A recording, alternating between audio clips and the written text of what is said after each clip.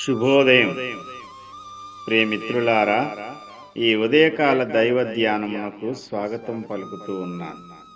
దేవుని పరిశుద్ధ వాక్య భాగములో నుండి ఆదికాండము 1వ అధ్యాయము 1వ వచనాన్ని చదువుకుని దేవుని వాక్యాన్ని ధ్యానం చేసుకుందాం. ఆదియందు దేవుడు భూమి ఆకాశములను సృజించెను. దేవుడి ఈ పరిశుద్ధ వాక్య భాగము ద్వారా మనతో మాట్లాడునుగాక.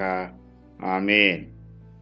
ప్రియమిత్రులారా, పరిశుద్ధ బైబిల్ గ్రంథము ద్వారా మనకు తెలియపరచబడుతున్న దేవుడు సృష్టికర్త అయ్యున్నాడు. సృష్టికర్తగా ఆయన పరిచయం అవుతున్నాడు పరిశుద్ధ గ్రంథము ద్వారా. ఈ భూమిని, ఆకాశమును, ఈ అఖిల బ్రహ్మాండమునంతటిని కలుగజేసినవాడు ఆయనే. ఆయనకెవరో సలహాదారులు, సహాయకులు లేరు. ఆయనొక్కడే ఈ భూమిని, ఆకాశమును, సర్వ విశ్వమును నిర్మించినవాడు. యెషయా ప్రవచన గ్రంథము 44వ అధ్యాయము 24వ వచనాన్ని గమనిస్తే, యెహోవానగు నేనే సమస్తమును జరిగించువాడను. నేనొక్కడనే ఆకాశమును విశాలపరిచినవాడను. నేనే భూమిని పరిచినవాడను. ఇదే యెషయా గ్రంథము 45వ అధ్యాయము 12వ వచనంలో, భూమిని కలుగజేసిన వాడను నేనే, దాని మీదనున్న నరులను నేనే సృజించితిని. నా చేతులు ఆకాశములను విశాలపరిచెను.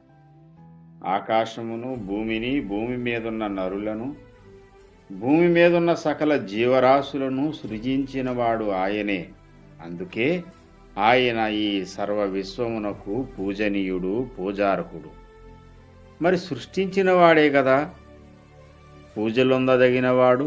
సకల యుగములలో ఆయన మహారాజుగా, సమస్త మానవాళి చేత పూజనొందదగిన దేవునిగా ఆయన ఉన్నాడు.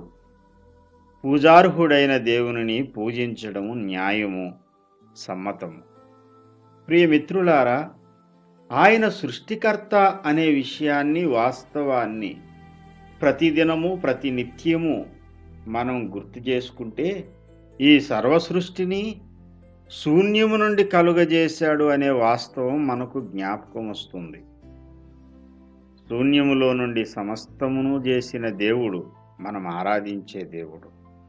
ఈరోజు నీ జీవితంలో ఉన్న శూన్యాన్ని కూడా సృష్టిగా చేయగల సమర్థుడాయన.